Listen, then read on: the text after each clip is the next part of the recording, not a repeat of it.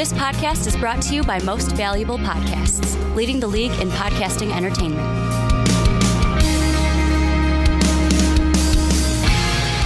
Hello, everybody, and welcome to episode 3 of the Outcasts with Buzz and Juice here. I got my man Juice. I am Buzz here for episode 3. Again, we want to thank everybody for the tremendous feedback we've gotten through the first 2 episodes that we have posted on the Most Valuable Podcast YouTube page. So check that out. If you did find us on YouTube, make sure you like, comment, and subscribe to us. If you are hearing us on iTunes, make sure you drop a 5-star rating and a comment on why you like us and whatnot. If you go to patreon.com/mostvaluablepodcasts, you can donate to earn yourself a bunch of cool prizes, private podcasts, joining in on podcasts, and cool stuff like that. The whole 9. Follow us on Twitter at MVPBuzzweed, at MVPJuiceman. And yeah, that's about it as far as where you can find us and all that. We are very active on Twitter, so if you go there, you'll find us on there. But yeah, man, episode 3, starting off with a bang. We're going to have a jam-packed show for you today. We're going to be talking Bulls. We're going to be talking Loyola basketball. It's not Loyola Chicago either. We don't call it Loyola Chicago. No, what's up with that? Is that the national thing going here? That they Loyola call it Chicago? Yeah, they call it Loyola Chicago because they want to, probably people are like, where's Loyola? Who watched the tournament. Well, there's a West Coast Loyola, too. Is there? Not mistaken. Oh, I have no idea. I mean, I'm sure we need a stat guy. No, I'm about pretty positive. Oh, is there? I didn't know. West Coast Loyola. I had no idea. But I don't know. It's Loyola. And we also they've earned the right to be just Loyola. I think so through this whole tournament. Like you didn't even know that there was a West Coast Loyola. I had no idea. No, because they suck. Why? Because they're not in the. Because if you ain't from the Midwest, then you ain't nothing. They're not in the Final Four. Right, and we're sipping on today's. I am sipping on a Galaxy Hero. Northwest Hero yet again, repping our revolution. Just good beer. It is good beer. Man, Galaxy Hero just breaks the tension I have coming on at me. But yeah, super jam-packed episode again. Loyola, the Bulls, the Bears, Sox, Cubs breakdown along with the MLB. Just picking our division winners. We're going to be touching golf today. A little golf. We had a request in the comments to hit some golf. My man Kyle knows a bunch about golf. I know a little bit about golf, so we're going to do I got 5 on it. 5 golfers to watch for the Masters. Yep, which the tournament and the tradition like no other. And then we're going to be doing a position breakdown today. Position breakdown for the Chicago Bears. Next podcast will be our full 7-round mock draft for the Chicago Bears. Which we're doing it big for that. We made a purchase today. Yeah, we did. We made a huge purchase today. This will be the last episode of the thud. Of the thud here. Yeah, that one probably startled all our SmartView TV viewers. Oh, I'm sure it did. Oh, man. But this will be the last... Smart TV viewers, right. That's, Smart TV viewers, yeah. Yeah, smart. That's right. How they're... Right. I think, whatever. Yeah, whatever. But, this will be the last... podcast with our cool little mic here, but I mean, hey, it was a badass mic. It does its job. We like it. It's cool, but we actually... It was free. Right, it was free. We purchased some pretty nice equipment. We did. We're going to kind of make this into our own little Outcast studio. Yeah, it's going to be like an Outcast studio. So the next time you look at us, we'll have a different studio look. You'll still have the great things behind us, which we've added. For baseball season, we got our Cubs W flag in here for now, which I don't know if it's going to stay up very much longer. We're having trouble finding one of these for the Cubs, so if anybody I just haven't ordered it yet. Oh. Well, work has kind of been, I've been talking with you about work. Like crazy. So we're coming out of our busy time, so we're going to be throwing a lot of content at you, talking about... As much as we possibly can, because my wife has not popped yet. Yep. That's the other thing, kind of what we should talk about. Yeah, the wife has not popped yet. If she runs down during this podcast and, in a hurry, looking like she's sweating like Shaq at the foul line... Make sure you lock up. I know, I just got to lock and make sure the Rook's got enough for enough beer to party while you guys are gone. I haven't got enough food. I went and bought some food at CVS today. There you go. For the cat. So. You gonna plug CVS now? Yes. All right, I think we kind of we did too much here. Yeah, exactly. All right, so the first thing we're going to jump into here is Chicago Bulls talk. Everybody loves hearing about the Bulls. I would like to read you the remaining schedule for the season, if you don't mind. I wrote that down in my little handy-dandy notebook, my compact notebook, which you can find at CVS Pharmacy. We're at Miami, at Orlando, home for Washington, home for Charlotte, at Boston, in Brooklyn. Home for Brooklyn, then at Brooklyn, and then at home against Detroit. Which, if I'm not mistaken, Zach's not playing back-to-backs, right? So that's one of them. We also don't know if Zach's going to be back for the rest of the year. Chris Dunn just got out of the walking boot also. Right. So I mean, for the sake of the tank, I would just shut him down. I'm shutting him and Chris Dunn down because it's the second time Dunn's had a problem with his toe. Yeah. Which is whatever. But. And really, you're not trying to win games anyway. No, exactly. But we're going to get hit for tanking again, guaranteed. If he's out of his walk, they released the news that he was out of his walking boots. The Bulls should hire like an acting coach. They got to get a good that PR way. Like guy that way, when like Adam Silver comes and he's like, "Hey, are you hurt?" and like Dunn can just pull out like the biggest. Oh yeah. Hey, I'm hurt, man, and then like, just limp in. My toe hurts, coach. Limp in like he's Tiny Tim, you know, like exactly. But I think that obviously, I do think that we lose to Miami. Orlando is right there with us in tanking, so you know that's a toss up. That's a toss up. Washington, I mean, Wall ain't back yet, but Washington's still in the playoff they're race. They're in the race. So then you got Charlotte, which they beat. Kemba Walker is a bull killer. He's been a bull killer since he came in the league. He's a bull killer. So I think Charlotte wins. Boston, they're going to beat us. Let's hope. Brooklyn. Yeah, Brooklyn, you like, need to win because you're going to give Cleveland your pick. No matter what. Cleveland has the pick. Yeah. Please win. Please. They're not even trying to take. No, they're not. They're playing their guys like they just suck. They're just really bad. They're a really bad team. And then we have Detroit. That's what happens when you trade Blake Griffin and much all your Drummond. Well, yeah, they traded everything for. Again, we Brooklyn. We could really dive. That franchise is a mess. That's a whole 3-hour podcast. But that's not what we do. That's not what we do. It's not Chicago. Yeah, exactly. Brooklyn ain't Chicago. No, and I wouldn't. Brooklyn sucks. But I think with these remaining 8 games, I think we come away with maybe 2 wins. That's fine with me. Right. I hope that's what I hope the case is. I think that we lose one to Brooklyn. I think we also beat Brooklyn, and I also think that we beat Orlando. I think we lose the rest of them. If you're the Bulls, that's what you want to happen. Right. Obviously. Well, I would like to go 0-8 during the last 8 game stretch, right. but that probably won't happen. That's pipe dreams. You know, they're probably going to win a couple games because their core isn't that bad. No, you know what I mean. Like, and I know that these guys aren't playing down the stretch here, right? But I mean, Markkanen played last night, and like we were saying, they were in that game with Houston throughout a quarter. Oh, you know, first, and then it was a mess. Yeah, then it was a mess. You know, that's right. That's here nor there. But Lowry had 12 out of our first 14 points or something. That's Houston. Houston's. They're you can make an argument they're the best team in the league. Yeah, and Harden didn't even play either, right? Which was crazy. But they're so deep. They move the ball so well. That Houston team. They're fun to watch. They are. And we're gonna dive in once the playoffs start. We'll expand into a little bit more. Even though we got the fast break on our channel and everything, but we will definitely. We're still going to talk basketball. We're still going to talk NBA breakdown for the playoffs, no doubt about it. If that's what you guys want to see, let us know. We'll talk about it, no doubt. But best case scenario here that I was reading online, this is from our buddy at Bulls Scripted. If you have not followed him on Twitter yet, please follow him. Dude's always spitting out facts, so you don't have to go searching for him, which is pretty fantastic. But get a lot of our content from that guy. Yeah, Bulls Scripted is he's very, very good. But best case scenario, we can land with the 4th pick still. That is still up there because Sacramento's been, even though they lost to Dallas last night, you're going to see this in a couple days. So we're on Wednesday right now, but Sacramento lost last night to Dallas. But we have the chance to get the 4th overall pick, and a lot of comments that were coming through on our YouTube, which I thought we did really good with trying to respond to all of them. They wanted me or you to answer. Well, what would you do with the first pick we have, and then what would you do with the second pick that we have, which is the New Orleans pick? And mine with this whole thing is if we get to 4. Anywhere from 4 to 8 guys, this is where I'm at. I'm taking a small forward. I don't care where we're at. That's where I'm going. It's going to be either Bridges boy, Miles or Mikal, Michael Porter Jr. And that's what I that's what I want. Or Kevin Knox from Kentucky. Right. Those are the small forwards I would like to have, and then with the New Orleans pick, I'm going big man. I think this is so hard to pick what pick. If we had this and this, because we don't know the situation with Zach LaVine.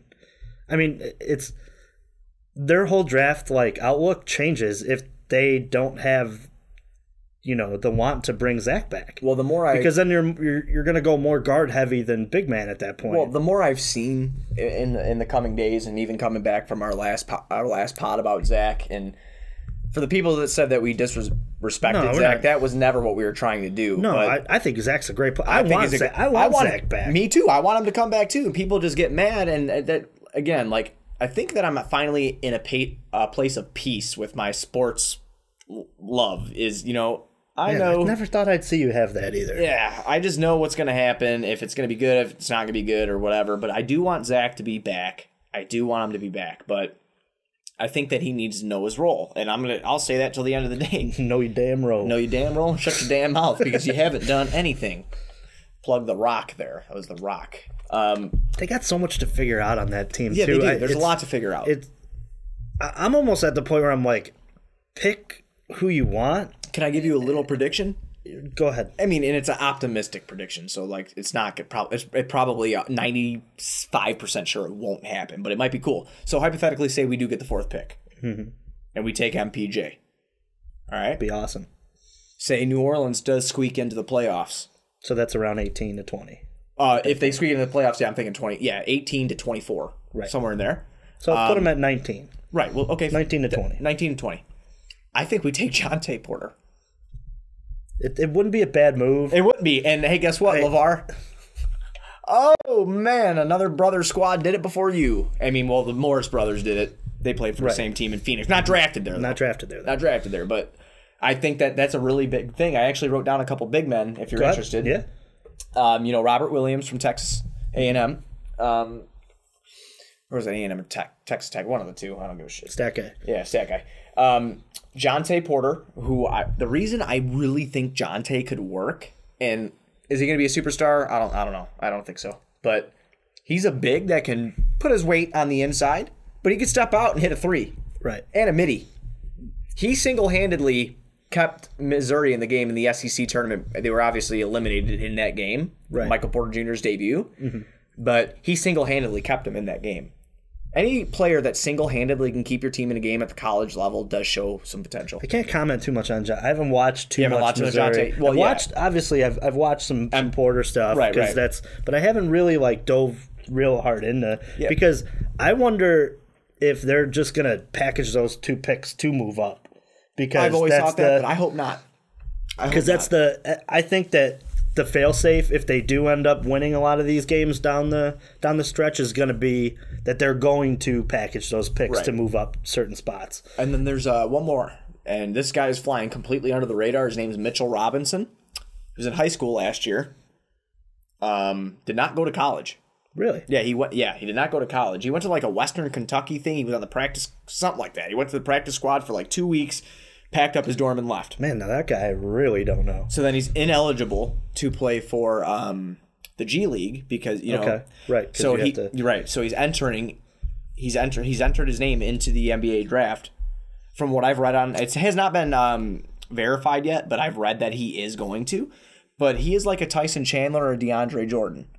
Not as offensively skilled, obviously, as DeAndre's getting a little better. I mean, Tice wasn't super polished coming out. No. This kid is a shot blocker, and I think he would play and he's very tall. He's 7 foot. Okay. So I think he would play very well next to Lowry. So those are the 3 big men that I would like to see us select with the New Orleans pick. But I am sold as far as our first pick. For everybody that asked in the comments, I'm taking a 3 all day. Yeah, you kind of gotta, especially if you're keeping Zach too. If Zach leaves, I'm taking your guy. Who? Mikel. That's because he can play 2. But we've talked about this in the last pod. I think Mikel could play the 3 as well. He can. He's a little small, but he could do it. I mean, Jimmy was small to play the 3 as well too for a while. Well, yeah. It's the game is gone so small ball now that it doesn't. I still build really them normally. Matter, though. I still build them normally on 2K. Right, but I can't help it. It's fun to watch these fast lineups out there with guys who should play the 3 playing the 4 now. Oh yeah. It's different basketball. My question to you, and I know this isn't on the agenda for the day, but just quick. I wrote agenda juice.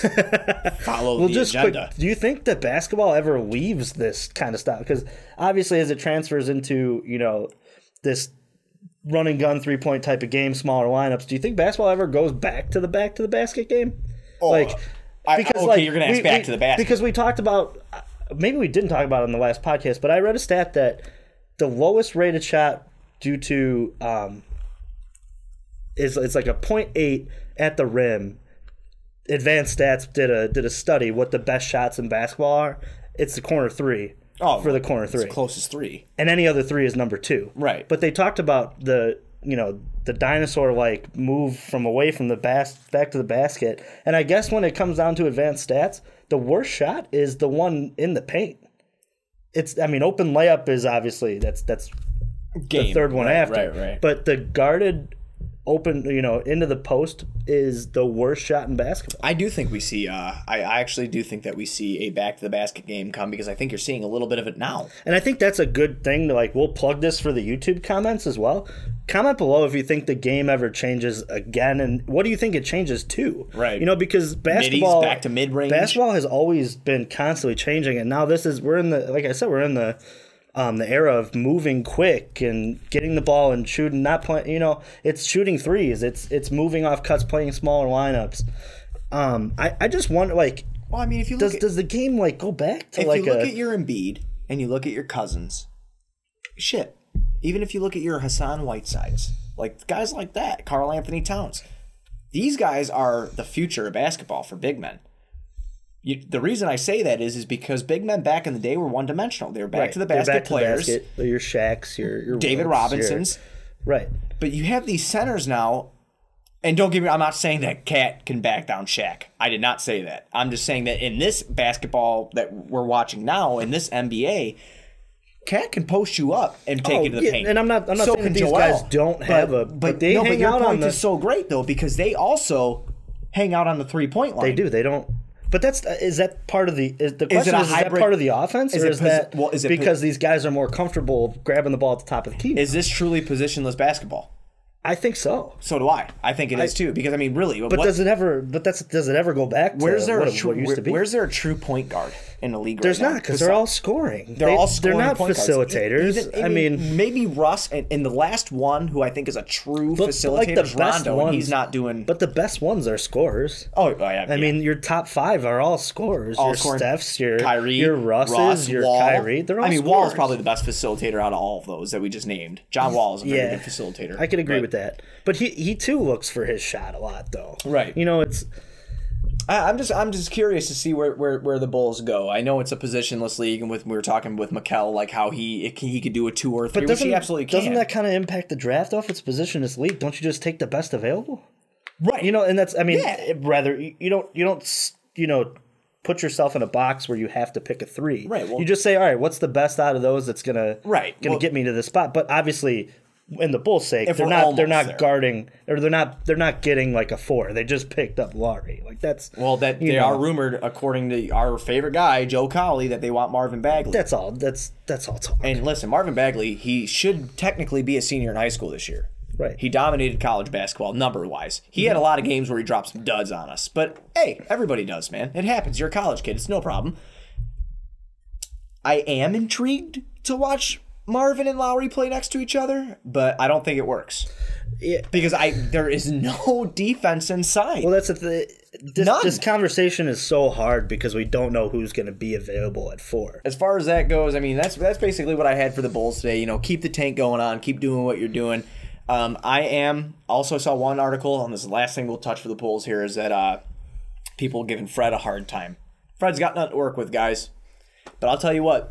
When we started the season off 3-20, and then we went crazy, and you got to see Fred's offense really in full motion, I thoroughly enjoyed that. I would like to give Fred a full year with a team that is healthy and with teams that fit his system to go and do what he's got to do. And that's the last thing I got to say about the Bulls. I hope the Bulls do a lot of good things. But transitioning into you got 5 on it.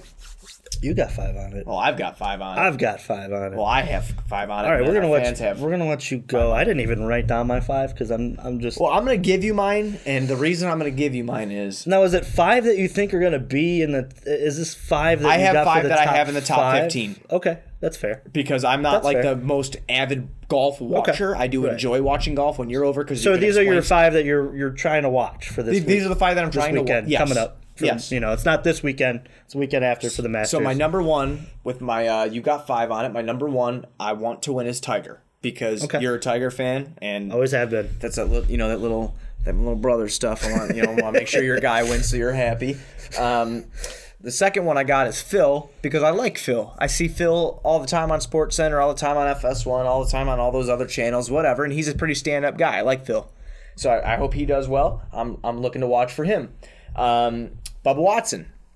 Another one that I'm looking out for. And he's hot, man. Yeah, he's very hot. He won the last tournament. Right. He's been in contention for the last couple weeks. Right. It's been pretty cool to and Bubba has won 2 Masters already. Exactly. He plays that course is built for lefties. So it's a little background. I know a lot of golf. Go ahead. So that course is built for long hitting lefties, and that's why it always plays so well for Bubba. He's always been in contention. Like I said, he's won 2. I think he had a rough go at it last year. I think he was about. I remember watching the Masters at your house last year, and I'll tell you what, that was like we didn't even have a beer. We were like sitting there drinking pop. We ordered like some background food. for the listeners. When that's on, I am Thursday, Friday, Saturday, and don't you dare ask me to do a single thing on Sunday. Exactly. Because it's my favorite. I love golf. We usually get him out of the house. Favorite tournament. To finally eat something around dinner time. Yeah, after the whole tournament's over, I'm like, oh, okay. But yeah, my fourth is Rory McIlroy. And the reason I picked Rory is because Rory's a badass. And also feeling hot right now. We have his video game. Coming back. Right. Putter's getting hot, which is weird for Rory. What I worry about is that he played well at the Arnold Palmer Invitational. That's exactly won it. That's what I read. So and cool. His putter's getting hot, but I wonder if that's just a flash in the pan type thing because at Augusta you're gonna have to scramble. The greens are ridiculously hard. My fifth out of you got 5 on it is Dustin Johnson, DJ, and he's actually a favorite for a lot of people. As he should. I think last year he got the tough run. He had to withdraw because he fell. Right, I read back a lot. Injury. I read a lot about him. Again, I'm not the biggest dude into golf, but I do enjoy golf. And those 5 are the 5 that I decided to pick. And out of the 5 that I did pick, I really would like. Job. I really like to see either Bubba, Tiger, or Phil win it out of my 5, and I'd be happy. I mean, not that no hate against Dustin Johnson or Rory or anything. But those dudes are the guys that I know, and those are the guys that I've watched make amazing putts and amazing shots. Right. You know, who've been in the and why I enjoy watching golf now because of you. Those are kind of the guys that I like to choose to watch. Okay, so I'm going to give you my 5. Man, you take it over. This is going to be a little tough for me because my family, as you know, we do a Masters draw. Right. And we all get 5 It's basically golfers like a in bracket my family. they do for the Masters. Yeah, it's a lot of fun, and we get golfers, and if there's points for. So these are the 5, and we draft it. It's draft style. So we draw for the pick, and you get to pick who you want up and down. So my sisters, Brittany, Alyssa, my mom, my dad. Shout out. Don't take my picks, okay? But these are going to be 5 guys that are probably going to be gone back around. But so I'm going to go at 5. I'm going to go with Bryson DeChambeau, our guy. Our guy. Is he in it? He's in it. I didn't even see that. I went through the whole thing. I must have missed it. How did I miss him? He's our guy. Can I tell him why they're our guy? Ahead. Okay, so we went to the amateur PGA, right? It's PGA Amateur Tournament. Yeah, PGA Amateur Tournament at Olympia Fields Golf Course, and I wore a polo. Yeah, I wore a straight bent rimmed hat, which he actually looked like a human being. Right. I was shaved. I was trimmed up real nice and whatever. But we followed this guy all day, and that dude won the tourney, played fantastic, and it was and I'll tell you, as a sports fan, it was one of the best times I ever had in my life. I'm sorry. No, go on. No, yeah, absolutely. And we had a good time. No, and we didn't even know he's in it. He's a great putter. He's very accurate into the pop. I did it on purpose. Very accurate into greens. Got those single length irons, so he's going to be able to be real accurate around the course. He hits it long. You also told me at the tourney too that you said that that his putting has improved vastly, and that was 2 years ago. He has. Was it a year or 2? Well, that's 2 years. That's 2. Yeah, and you said that his putting was improving. Yeah, coming back. And he's been in the thick of things the last 3 weeks. Fantastic. So it's been good for us, as you know. Now, was he a hometown boy or no? No, he's not from Illinois. Okay, I couldn't remember. I was just wondering. He's a Cali kid. Okay. Went to Texas. Something with Texas. Not Texas University, but SMU. Oh, okay. Yeah. Okay. Just wanted to ask. Southern I could not remember. Right. So gotcha. Yeah. So I think he's going to be in it. And I think that he'll have a good week. My 4th, I'm going to take Ricky Fowler. Okay. Yeah. I saw him on my list. I think that Ricky's played this course enough, and he's been scrambling. He hasn't. This is my under the radar type play because Ricky Fowler always seems to have like a top 4 finish. Like he's always like in it, but he's not like winning it. Like, that's the. So I think that maybe like Augusta is his moment to shine, which I think would be awesome. I think it'd be good for golf, and it would be obviously good for Ricky because he's been so snake bit for a while. Right. Number 3, I'm going to go with Justin Thomas. Oh, yeah. Which another one of our guys there because I took Phil over him. He's dating somebody we went to high school with. Right. But we're not gonna plug that. No, but JT hits it far. He's one of the longest hitters on the tour. He's going to be able to score on those par 5s, and at Augusta, you're going to have to be able to score on the par 5s because it's just so hard to get around there. The par 4s are so long. The wind is tough on the par 3s. It's tough to score. So you really have to take advantage of the par 5s. So I think that his long game is going to be good for him. It's going to bode well at Augusta. But so he's my 3.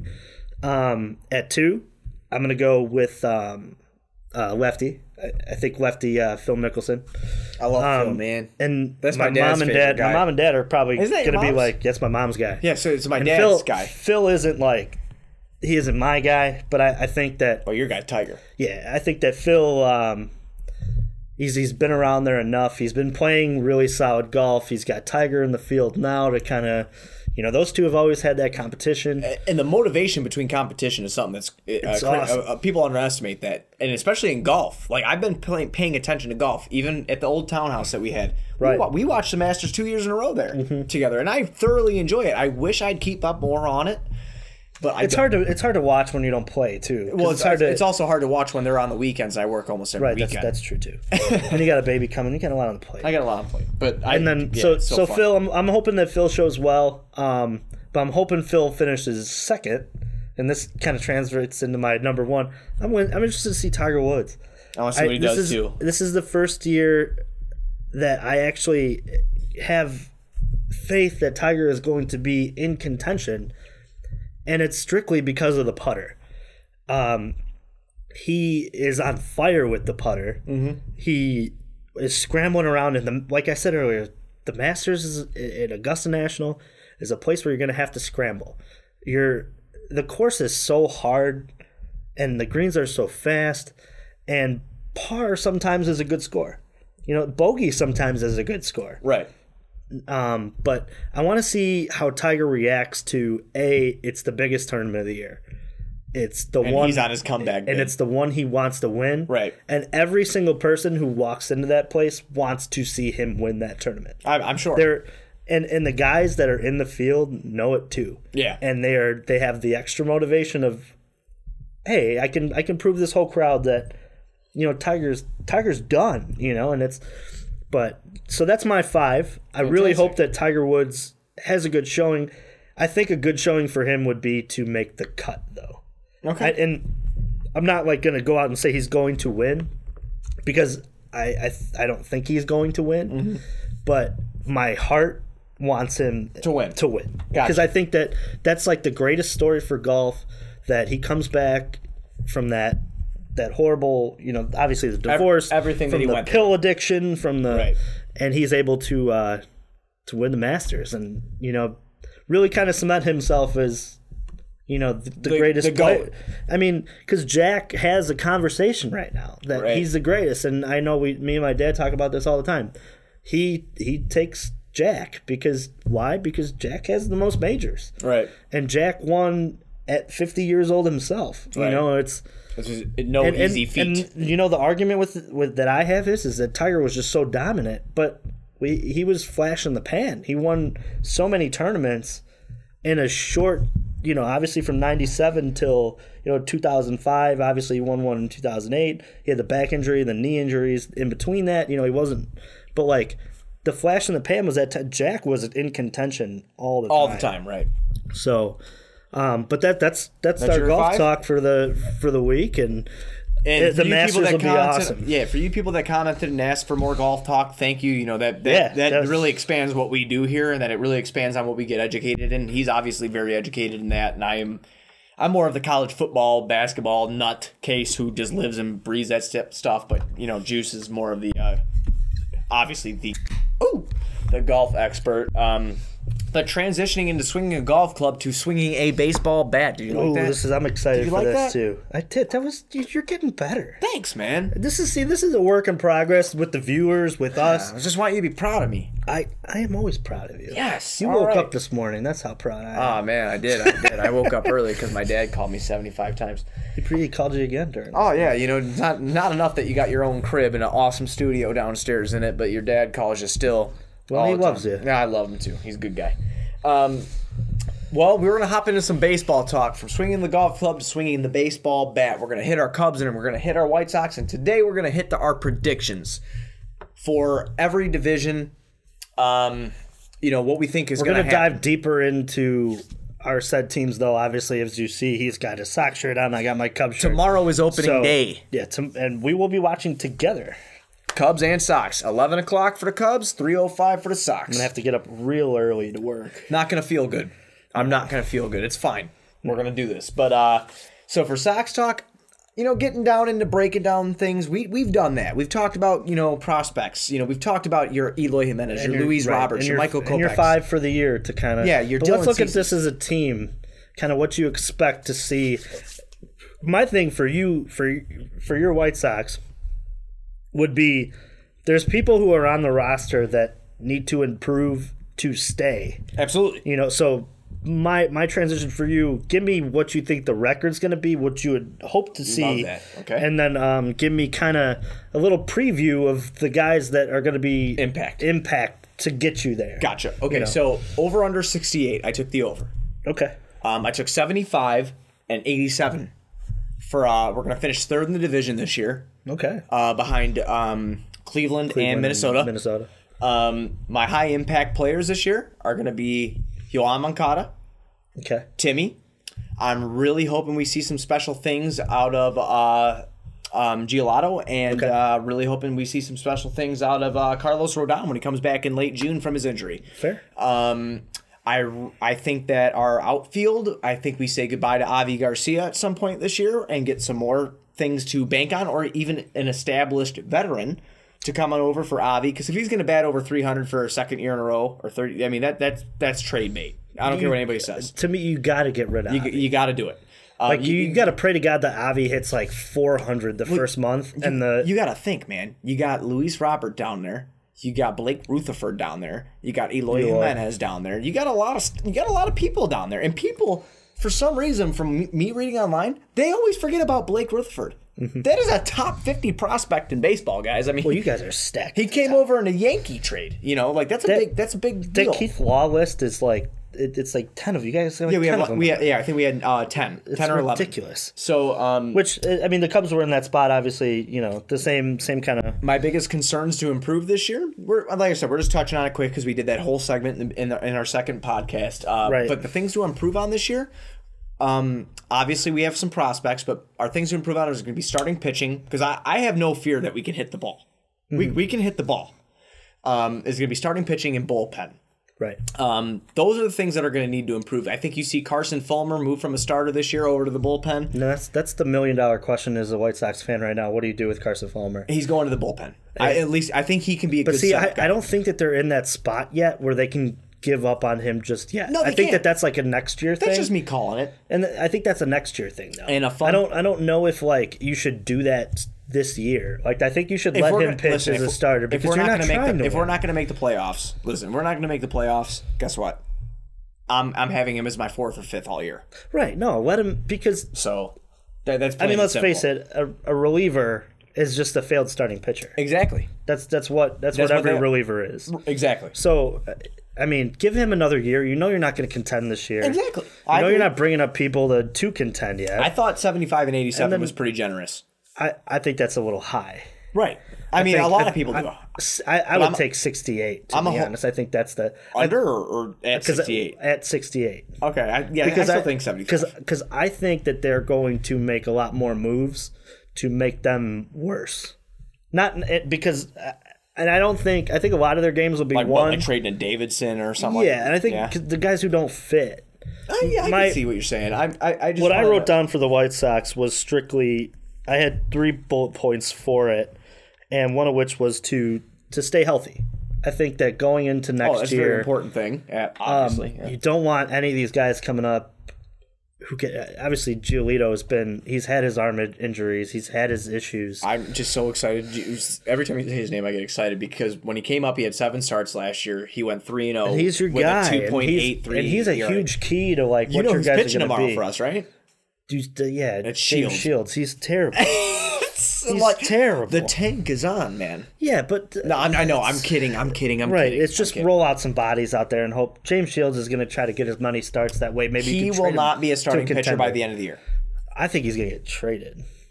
He will not be a starting pitcher for the White Sox by the end of the year, whether he's traded, hurt, or benched. The best case scenario is that while it's cold in April, he pitches very, very well against hitters who aren't ready to hit in cold climates in Chicago, and then Hahn can just go, hey, I got this guy. I'll take anything I can at this point. Can I give you the most thing that I'm excited for this year for the White Sox, and then I'll move on to your Cubbies.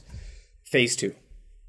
Who? Phase 2. Oh, this is year 2. Phase 2 for the rebuild. This is the hardest phase of all of it too. Exactly, because this is what you see with your players moving up from AA to AAA, or from single A to AA, whatever. I want to speak to White Sox fans too after you. Absolutely. Go ahead. This is the most important part that you see here, and I'm very, very excited to see what the prospects that we have called up. I want to see what they do, and this is very important for the White Sox this year. So yeah, even though we're gonna suck, and I'm not gonna lie to you guys, we're gonna suck. It's not gonna be the funnest thing to watch, or the most fun. Funnest isn't a word. The most fun thing to watch. I like funnest. Me too. But what is cool about it is you get to watch these people that might become the future stars, just like we talked about Bulls the other day. These people, like these young kids that might become the future stars of this team, and that is what I'm excited about for this White Sox season. Is mostly phase 2 because I know what we are. I accept what we are. Let's see what we got. That's my White Sox talk. So this is 2 White Sox fans from obviously we've hinted on this show a lot that me being a Cub guy, I'm not a White Sox hater. Never. I've never been. I take a lot of flack from your dad, but that's the I take a lot of flack from my dad. Right. And I like all the same teams he likes. But to go on with it, remember when I said Carlos Boozer sucked? Well, it was a couple hours. Yep. But so speaking of White Sox fans, this is from the baseball is better in Chicago when they're both good, and I'm really hoping that they both are just at the peak of what they are. My advice to you White Sox fans is to be patient. Absolutely. Because what happened on the north side was so rare. Because Chris Bryant came up and he made an immediate impact. Anthony Rizzo came up, made an immediate impact. Javi. Kyle Schwarber, Javi Baez. That is rare. Eddie. These kids, 9 out of 10 times when they come up, they struggle. Right. And they struggle. Well, look at Tim Anderson. And look at Tim Anderson. Look at Moncada, too, last year. It's the same. For what was it, 15-game stretch, 185, 188? So is everybody saying, like, and I've seen it on Twitter. I've seen it. I've heard it in Chicago radio around. People are saying 2019 next year could be a playoff spot. Sure, it could. Is it likely? I don't think so. I say best case scenario that we see playoffs, actually, believe it or not, this year. And the reason I say that is because the impatience, not of White Sox fans, but of the White Sox organization.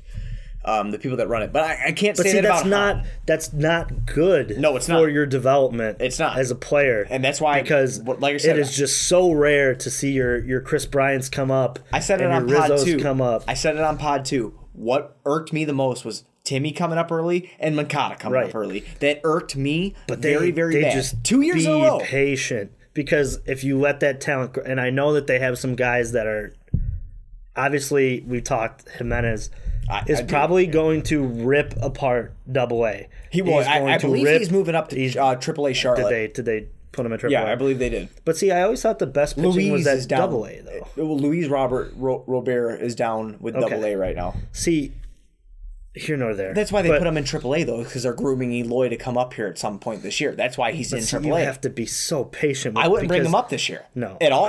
I would wait. Me too. And honestly... Why in September? Because what is the gain of that? Nothing. I mean, obviously you can Seeing make the argument that it's major league pitching, right? But some of the teams you're going to play at the end of the year are so cashed in anyway. They're exactly. I think we both agree on the whole baseball thing. But see, like when it comes to the White Sox, need to just be patient. That's what I'm hoping for. Is Kenny Williams willing to be patient? But see, is that franchise with that empty ballpark able to be patient? Their attendance last year? No, it was better. 9.8%. It's better. Here nor there. But they still don't draw. No. In a level that makes them White Sox fans don't money. go. White Sox fans don't go watch shit. We don't go watch shit. And we're not going to either, because you know what? At the end of the day, the White Sox, their demographic of fans is more of the blue collar type guys, and we're not going to go watch bull crap. But when we're good, we're there. And it's not because we're bandwagon. At least me, I watch every game. I drive my wife nuts. She told me a million times, I'd rather watch football and basketball than baseball. But she likes baseball when we go because it's a fun experience. It is. It's fun. But neither here nor there. But yeah, no, I don't think, drawing stuff in, that's what they're going to do it for, is exactly what you said. Right. They're going to try to draw people in. But for your Cubbies, I had a 93 win year. Is that good? I thought it was good. I had 94 and 68. Yeah, I had 93 and 67. You're right. Me and you are right around the same. I had a couple things jotted down too, based on why it's going to be that. Everybody a lot of people around the majors are talking about the Brewers, and obviously they really improved their lineup with Yelich. They really they have Lorenzo Cain now. They got a Royd boy on their team. They still have Ryan Braun. I'm sorry, what was his name? He's the worst. What was his name? Ryan Braun. Ryan Steroid Braun? He's the worst. Yeah, I gotcha. All right. But my question to all the Brewers fans is, who's pitching? Like, they lost out on Arrieta. Mm-hmm. They lost out on Cobb.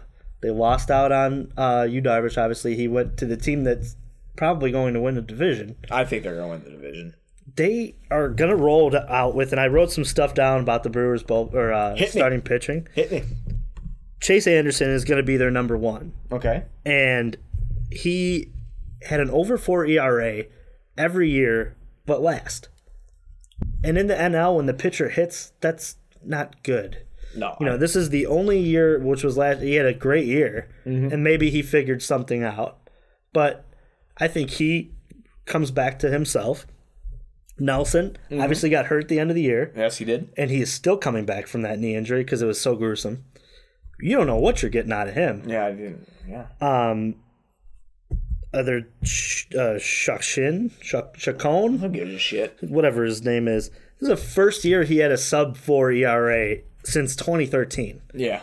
And the first year he went over 180 innings in 4 years. Right. Like, come on. I actually read that about him today. I don't know how to say his last name. Now, but don't get me wrong. Guy. Don't get me wrong. They've done enough to maybe get a wild card spot because that lineup is going to be so good. Mm-hmm. Because I do like Yelich. But anybody that says they're going to beat out, and I'm not being even a homer. I'm not a freaking Cub fan. Right.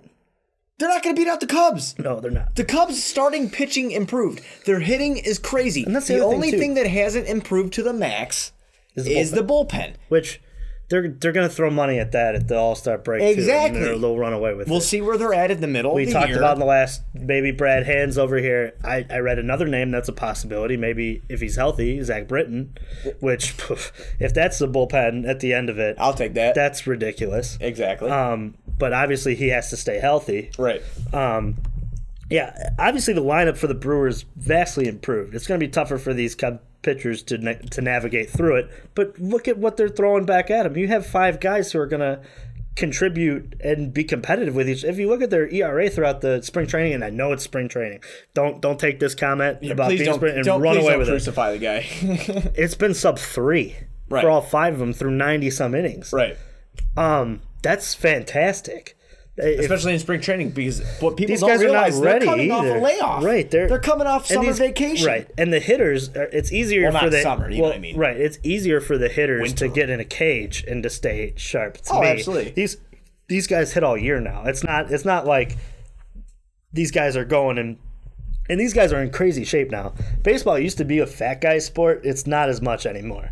It's these guys are trying to get as strong as they I'm telling you. And did we touch on this in a podcast? And we did the last one. We talked about Schwarber looking. He's looking good. And I think that the Cubs have 94 wins. I think that's good enough to get them. So we were very close, man. I'm super happy. And I think it's good enough to get right. home field advantage only because I just read an article that Justin Turner's hurt for a little bit here in the beginning of the year. Where was that cited from? Yeah, I can't even. He hurt.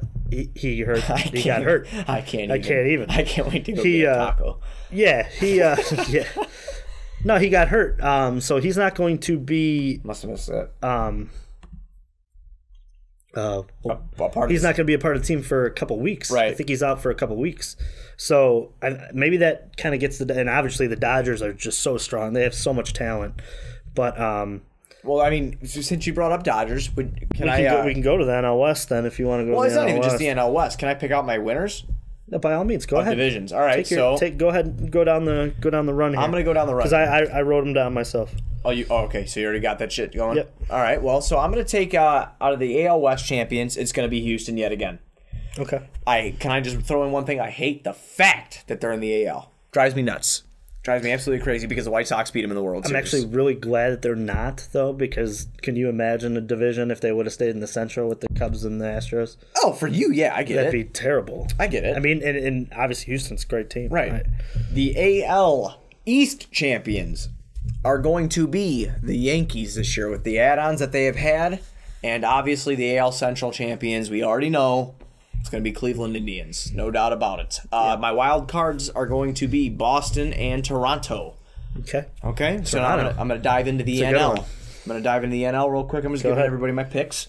The NL East champions will be the Washington Nationals. And this will be your last year with Bryce Harper. Ooh. Your NL... they know it. If they don't know it, they're dumb. The NL Central champions... Who do you think I'm gonna pick? I'm gonna pick Milwaukee. I'm gonna pick the Cubs. They've improved in their starting pitching. They're another year older with a young squad who hits the ball out of the park. You know why I know that? Because I'm from here and I watch it all the time. They hit the ball out of the park. Very, very good team. Definitely winning.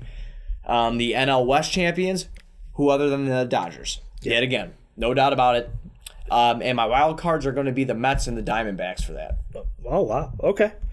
And that's what I'm going to take. The Mets bouncing back. The NL, I'm just going to do this real quick. And the NL, these are my early season predictions. Your representatives for the World Series here? Yeah, for the NLCS, I'm going to take the Cubs over the Dodgers yet again, no matter what anybody says. And I'm thinking I'm going to take the Yankees over Houston. Okay. I'm going to take the Yankees over Houston, and I'm sorry, I don't mean to do this to you, but the Yankees made really, really, really good moves this year, and I'm scared of them. I think they win the World Series this year. Okay. Again, for your sake, because you're my best bud, I hope that your team wins and you get to see a dynasty, which we've talked about this team becoming. Which I think it very well could. But we're Chicago, and we always get crapped on. So I'm going to pick the Yankees just for that reason, fair. and I hope I'm wrong for Cubs fans all around. I am not, just like he said, I am not a Cub hater. I do not hate the Cubs. And I want them to win. I could justify the Yankees winning the World Series next year. Very good team, man. They are very stacked. I'm going to go through mine here. And the NL West Dodgers. I think the NL in general is pretty cut and paste. I feel like the NL is like the Western Conference in basketball. But there's so many strong teams. That's what I'm saying. Like, who are you going to pick against? You're not picking the Mets to win the division against the Nationals. No. You're not picking the Brewers to beat and the Dodgers. Whoever picks the Brewers is going to pick to beat the Cubs. Whatever drugs you got, send some over, man. Because that's good stuff. I don't see it. Like, I don't see it. Some people are picking it, and I could get that they were so much better last year and they gave the Cubs a skip, but the Cubs were coming off of playing all the way until November. They played till November, and they're young. And we could talk, too, about how they came off a high, dude. They came off this. And we can go straight MLB, terrible break. The Cubs probably win the next game against the Dodgers or against the Nationals if it doesn't get rained out. Right. And it's a totally different series against the Dodgers because they had to play the next night after flying. I remember they got stuck in Arizona because they had a family member on the plane get sick. Yeah, right. Supposedly it was Jose Quintana, but they never... Wasn't it a 7-hour delay? They waited on the tarmac for like 5 to 7 hours. Right, that's what I thought. Crazy. That was all over our media here in Chicago. So they don't get into L.A. until the night. They wait, they sleep, and they had to go and play baseball the next day, right. Which they exhausted their bullpen against the Nationals the night before. It's okay. It's a beer. So the Dodgers were obviously the better team last year, but the Cubs didn't do themselves favors by getting off to the slow start and then not having the ability to play the wild card team, because that's going to be key in this next year. I'm still if you're looking at the NL. They came off a high, man. It's tough, and they said it too. It comes with young teams. They said it. All of them came out and said that the curse is not the curse. The hangover is real. Right. It's tough to get, and I get that, but you'd be ignorant to say this team ain't going to be back at some point, and you'd be ignorant to say that you don't think they win again. So I had the Dodgers. I have the Cubs in the Central. Okay. I have the Nationals over the Nationals in the East. My wild card is the Brewers because I do think they have enough with the lineup to beat up the weak teams in the Central. You know me, buddy. And anything Wisconsin I hate, so I ain't picking them. But they're not going. And I have the Rockies as the second one, and I have the Rockies. I have the only strictly because if you look at that ballpark and some of the moves they made, the Rockies are a lot stronger than people take a look at. At the end of the day, they have Wade Davis, and he's electric in the ninth inning. He's going to close out majority of the games we've seen it. Yeah, I mean, it's okay. The guy got paid. I mean, realistically, they traded Soler, who was never going to be in their outfield, for him, and he had a great year. And honestly, he was the only arm that was anywhere near trusty. Right. At the end of the game last year. So what about your AL? I got the Astros in the West. The Indians in the Central. The Yanks kind of same. Okay. I have the Red Sox, but my only different between you, I have the Twins. I know that you're not a Twins guy, but, and I won't pick him. But Byron Buxton is just such a beast. I know that I can't pick against that guy, and I know that in baseball it's stupid to pick one guy because if you look at Mike Trout, the guy hasn't gotten, and the Angels are a popular pick to be in that wild card slot as well. And it wouldn't surprise me if the Angels are there, but I went with the Twins just because they're a year older. They were fantastic last year. I expect them to build on what they did. Keep on that momentum. But absolutely. And then I have the Cubs taking the best record in the NL. Okay. Having home field advantage. Let's use this time to give your Cubs expectations before we transition. Okay. My expectation is to just be healthy. Okay. I think that if this team could stay healthy, they're going to win their division. If they get to the playoffs with that four-headed monster of the rotation that it is, and Kyle Hendricks is a stupid rotation. Is able to, take that extra step and be the guy of the staff, because really you have 4 ace pitchers. You have 4 guys kind of fighting over what that's, and don't sleep on Tyler Chatwood either, because he played in a terrible park for however long, right, and still put up great numbers in I agree Colorado. With that. Yeah. I expect them to go, and my expectations is to make a trade to address the bullpen. Okay, cool. And I know that it's going to take probably maybe a guy off the core, but I'm willing to sacrifice it if it means that I have a controlled asset. The Cubs also do have 3 prospects in the top 50. Right. So you can always use one of those guys. I think those guys are not going to be most of those guys are starting pitchers. I think the Cubs at this point should probably hold on to a lot of the pitching that they have, because if you look at Lester, if you look at Quintana, these guys are going to have to get paid. They're going to have Darvish. They're going to have they'll pay Kyle Hendricks. Quintana's that rare case, though. He might be that rare case, man, because when he's on a team-friendly contract, but he pitched really good for the White Sox. Right. Dude's all about his kids. Yeah, I understand it, but there comes a point where surprised. Don't be surprised. That's all I'm saying. Somebody's going to throw stupid money at that guy, though. I wonder if he'd uproot. I feel like he might not uproot. I don't know for sure. Okay, but all right. Transitioning on over. I mean, I can't wait for tomorrow. Just to transition. Oh my god, I cannot wait for tomorrow. Some baseball. I can't wait to watch baseball tomorrow, man. Oh, I love baseball. I wish these would do better, but once the season starts going along, people baseball know. Will be looking at more. Yeah, they'll be looking. We're going to switch over into our Chicago Bears once again. We're going to switch in. We told you guys we're going to be doing the mock draft for our next pod. We're going to dedicate most of the time to that, pretty much all of the time to that. We've discussed it already. But I told you guys that we would like to do position breakdowns, and we still will do this even when we do the mock. We'll still do some position breakdowns. They're going to be key position breakdowns up until the draft starts. So we decided today that, obviously next week is the mock. We're going to do some position breakdowns of wide receivers and running backs. I thought that today would be a perfect time to do that, just get us excited about everything. So I wrote some things down. I did a lot of research, wrote some stuff down. I'll be right back, though. Okay, you go ahead and do what you got to do. What you got to do? You got to pee-pee? You read your stats. I'm going to read my stats. So we got Allen Robinson as our number one receiver here for it's like a bar in here. I don't know what you want me to tell you. We're not professional at all. We're just having fun, drinking some Revolution beer, having fun with you guys. But our number one receiver, Allen Robinson, who we just signed from Jacksonville. I'm not going to read you his stats from last year because I believe he had one reception, but I'll give you the stats from 15 and 16. So in 2015, Allen Robinson had 80 receptions for 1,400 yards and 14 touchdowns. Great year. That's number one receiver stuff. In 16, he had 73 receptions for 883 yards and 6 touchdowns. Still a beast. Got some more intention on him. Whatever. I would say our second receiver is Cameron Meredith. Also very, very something that we need to be concerned about. Also coming off a torn ACL. You're hearing the toilet flush up there, if you're wondering. Also coming off a torn ACL. He had 11 receptions in 15 for 120 yards and 0 touchdowns.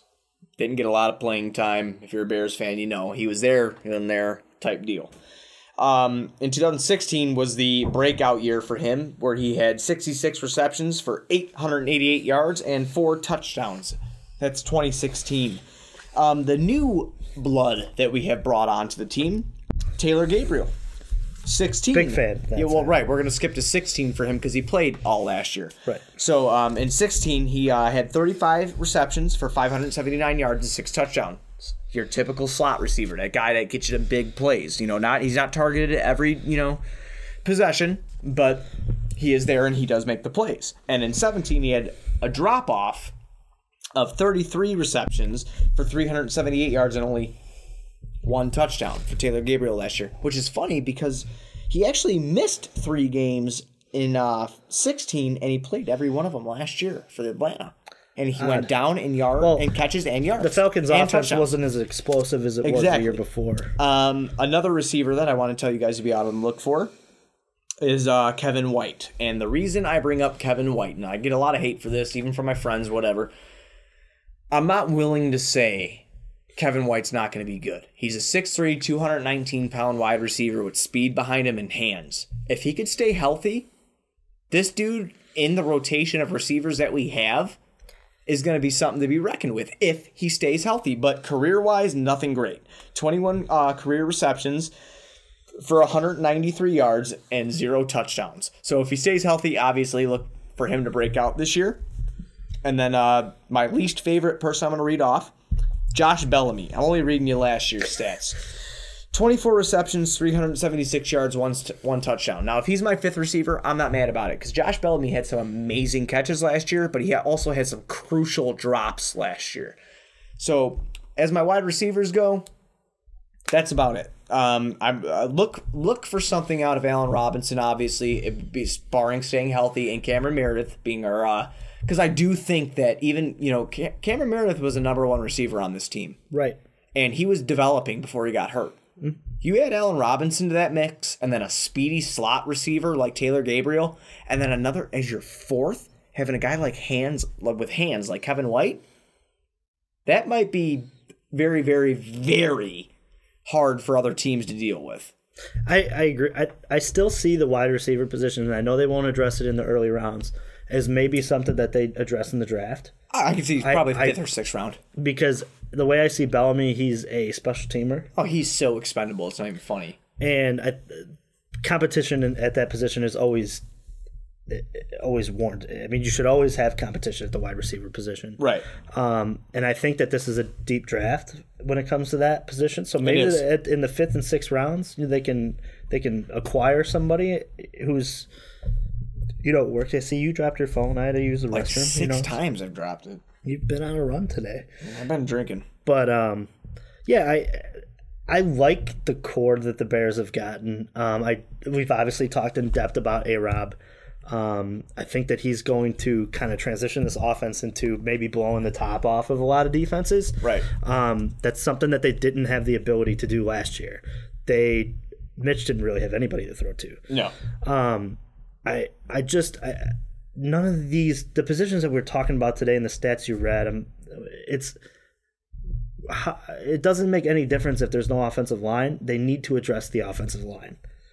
And I don't know if they're going to do it in the first round. We're going to do a 7-round mock coming up, and we can dive into, the picks that we think they're going to be at. And I think that when we finally do our research for it, which we've done some already, but we want to make sure this is the best, 7-round mock that we can give you for the Bears. Yeah, we've done some of it already, but I didn't feel comfortable with what I had to present, and I want to dive more in. Right. So we're trying to make a big pot out of that because obviously that the viewers, you guys enjoy the mock drafts. The Bears and the Bulls videos have been nothing but fantastic. Yeah, feedback wise and everything. So I want to make sure that I do the best that I possibly can, which is why we delayed it 1 week. I'm going to plug some of the baseball stuff on this. Oh, absolutely. Because we're going to keep talking Bears here, but I know you guys some of you aren't big baseball people. We understand that, but give them a look. Give them a look, man. Enjoy some good sports. It's cool to watch every Chicago team, because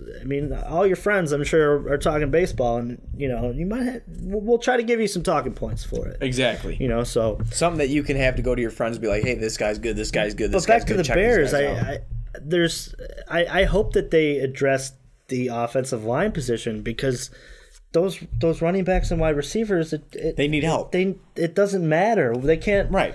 Mitch can't throw him the ball if he doesn't have time to throw him the ball. Exactly. He'll create something with his feet. And the Jordan Howard and Tariq Cohen can't. They can't find running lanes. That's actually a good lead into the running back segment. Right. Like he said, we need help on the offensive line. I think that will be addressed. But as of last year, I'm giving you guys last year's stats because Tariq Cohen was a rookie.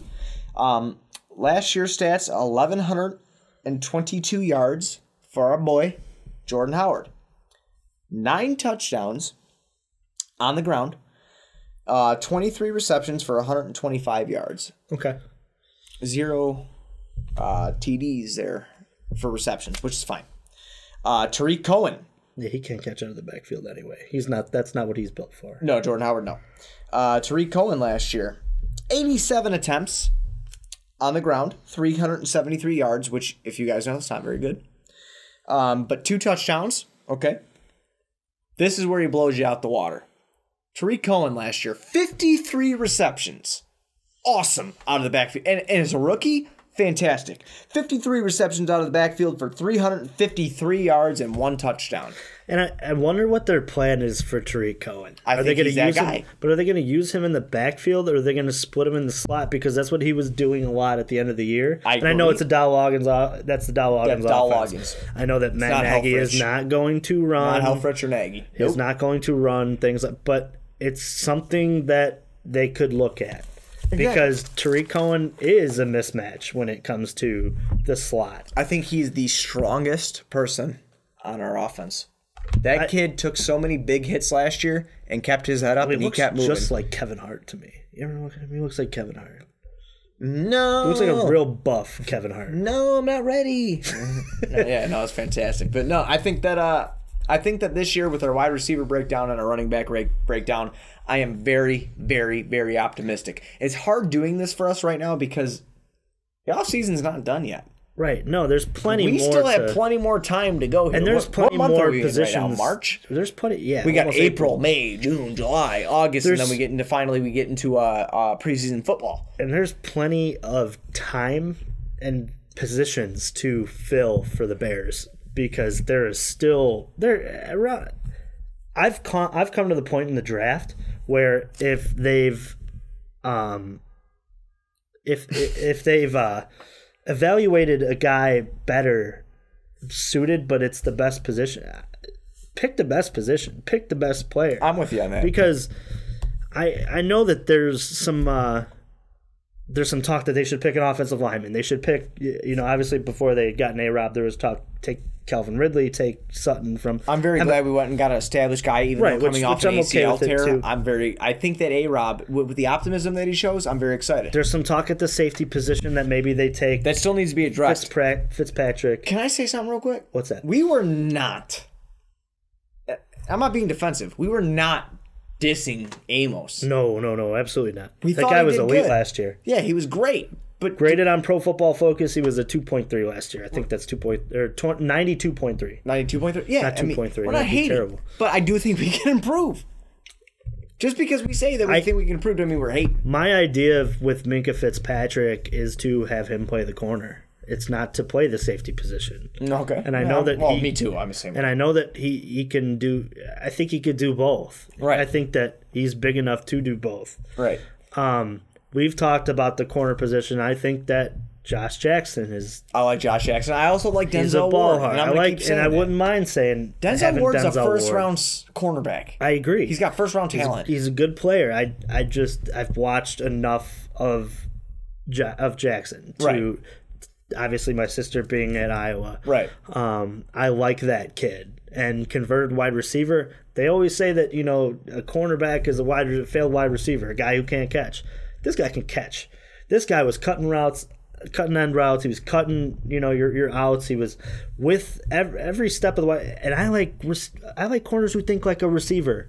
Right, me too. What route are you going to run and how am I going to jump it? Right. Exactly. That separates the regular corners, Kyle Fuller, from the elite. Well, but then that translates into, we had another comment underneath on the YouTube saying that, the turnovers don't get solved, that there's no pass rush. Absolutely. But you still got Goldman. You still got Akeem Hicks. Yeah, but we need more. Yeah, we do need more. But what's going to be there at 8 that is going to be... Well, Bradley Chubb ain't going to be there at 8. I don't think so either. So you want to trade up? I mean, Edmonds... Okay, so Edmonds is good, obviously, with our first-round pick. The kid from Georgia, I had his name written down, and I'm pretty sure it's actually on my second sheet here. He's the pass rusher. Smith.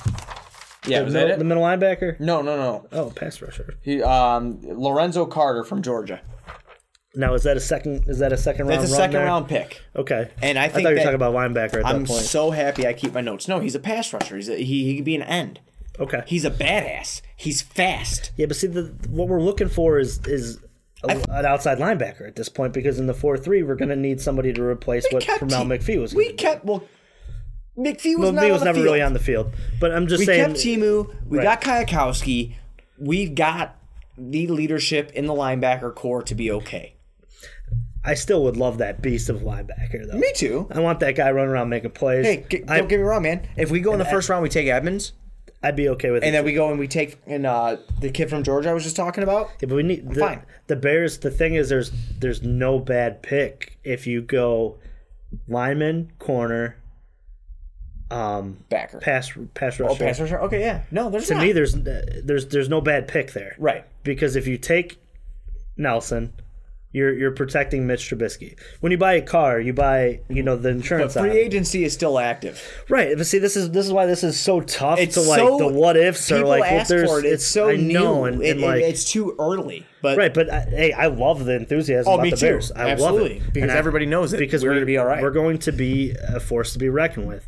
I just it's so hard for us to, and we're going to pick a 7-round mock based on who we think is the top talents for these guys, right? And for the Bears, but when we dive into that, it's going to be tough to do because I wouldn't even be surprised if the Bears trade down. Oh, neither would I. Because it's so hard. They need so much help. It's so hard to do a one-team mock draft. Right. It's tough, and we're going to do it. We're going to dive right into it. I'm going to give it my all. Right. But leaving this, not just leaving this, we're still in the same conversation, but you guys that are watching or listening on iTunes, watching on YouTube, whatever, if you could comment down below, again, hit the like and the sub button if you don't mind, but if you can comment down below and tell us what position breakdown you guys want for next week. I picked wide receiver and running back because I figured that'd be fun. I figured that'd be a fun thing. Do you want an O-line breakdown? Do you want a quarterback breakdown? You want to go to the defensive side of the ball? And I think we could probably dive back into a lot of these before preseason. Oh, absolutely. We're starting so early we can get into this again. So we can give our early position breakdowns, and then we can give our set prediction breakdowns before preseason starts, right? To know who's on our team and then who makes our 53-man roster. We will actually do a full pod, I think, based on our 53. It'll be all roster. Bears, all Bears. Yeah, no doubt about it. We may film 2 that day. It might be a 40-minute segment for the Bears, and then maybe at that point, maybe you're talking a little bit of draft, and you're talking a lot of the Bulls. Yeah, and obviously you'll be in the heat of it's going to be a lot of content this summer. Yeah, there's a lot of content that's going to be thrown your way. Like in the summer, even though a lot of things aren't going on, you're waiting for football. Basketball has just ended. We're waiting for the draft, but baseball's full effect swinging. We're like so high on sports, we don't know where to go. You know. So, and my thing for all the listeners, link us to your Bluetooth. Listen to us. Yeah. We'll have plenty of content for you guys. Strictly Chicago sports, and it's content that we want you guys to hear. Like it's content we want you to hear, and it's content that we want you guys to give us advice on. Like we're not experts, man. We're sitting here drinking beer in a basement. It's almost like you crack open a beer while we're sitting here talking about it. We're having a conversation with you, and that's how you have a conversation with us. You comment underneath in that YouTube, and then we bring it in or tweet at us. Exactly. But this is what this is. We're based. We're gonna go as far as you let us go. So, but like we said, it's going to be a lot of content for the summer, and this summer's gonna be crazy. I'm ready to talk a lot of Bears. The optimism is so up there. Through the roof for these Bears, and we have not felt that way in a long time. Shout out orange jerseys coming back. Yeah, hell yeah, we did it. Sign the petition, baby. But we have a lot of stuff coming at you guys this summer. During these upcoming months, even with the baby coming, we have a lot of stuff coming at you guys. Maybe have the baby on the pod one time. I'm hoping she just. Well, yeah, I can put her in a car seat right here. She'll be sitting right in the middle. We'll have our new. Yeah, which look out. We're excited to bring in the new equipment. We're gonna have our new equipment next pod, man. So. I know that we've gotten some comments about the thud. I'm sure we thudded this whole time. Oh, I'm sure we got excited. Putting the beer down, going like absolutely a little bit of doing some typing and a lot of stuff. No, we're investing in you guys because you guys invested your time in us. Exactly. So that's why we decided. Juice and I decided to get. He was like, man, we should probably get better equipment. And I'm like, I'm all about it. My wife is a musician. This is actually her mic. Like she let us borrow this and have it. Let us do our thing with it. And she's got CDs released online and whatnot. And are you plugging her right now? A little bit, but she let us borrow all this. But when you guys came at us and you're like, hey man, it's like we hear this thing in the background here, or we hear this here. You got a thud here. We love your show, but I couldn't really take the thud. Juice and I decided, you know what, we're going to do this right. You guys have been nothing but good to us this whole time. We love every single one of our listeners. We decided to invest in actual equipment. Yeah. So we're going to have this next pod, you're going to see us with the whole nine, like a Joe Rogan podcast. You're going to see us with headphones. You're going to see us with mics. You're going to see it, you're going to see us with everything. So we just got to wait for it to get here, and we got to figure out how to set it all up, and then we'll be here. But that's the fun of it. It is the fun of it. I have nothing but a good time. But, yeah, exactly. So, like, again, fans, let us know. What position breakdowns do you want next pod? We'll give it to you. If you want to talk Bears, Bulls, whatever you want us to talk, let us know. We'll probably dive back into the wide receivers and the running backs. We'll also dive into the Masters. Yeah, we'll talk some Masters. Because we had some golf fans, man. Right. We did. Absolutely. We're not going to ignore anybody. Ignore you. So, except for my mom, who asked if we would do tennis talk. Not doing tennis. I'm not talking. Absolutely tennis. not. Sorry. Go Serena. Yeah, that's the only one we know. That's probably why you said it. Exactly. That's about it. You know what I'm saying? But if you guys were watching us on YouTube, please be sure to hit the like and subscribe button and throw us a comment if you want to hear us talk about certain stuff. If you're hearing us on iTunes, please drop us a 5-star rating if you can, if you think we're worthy, and a comment down there. Just let other people know who are looking at it what you thought of it. Go to patreon.com/mostvaluablepodcasts. You can donate, earn yourself some cool prizes, be a part of a podcast. Honestly, with the Patreon site and stuff like that, if you guys donate, even tweet at us. We're going to be at Bears games this year, guys. Come on by. If you want to come on by, and we'll bring our equipment, and we will do a live pod with our new equipment from Soldier Field. Amazing. That would be amazing. That's a goal. That's something cool to look at. Be sure you follow us on Twitter at MVP Juiceman, at MVP Buzzweed. Give us a check out. You know what I'm saying? If again we're so grateful for everybody that has listened and everybody has taken time to listen and comment and whatever and give us your opinions on our podcast. Tell us if you like it, if you hate it, whatever. If you keep coming back, that's good for us. We're having fun, man. We're having a good time. But I think that's about it, man. For my man Juice. I am Buzz. You know where to find us. Most Valuable Podcast. We're taking it straight to the top. You guys have a great day. Have a good week. And we'll see you next week. I'll probably be a father at the time. He'll be an uncle. Later.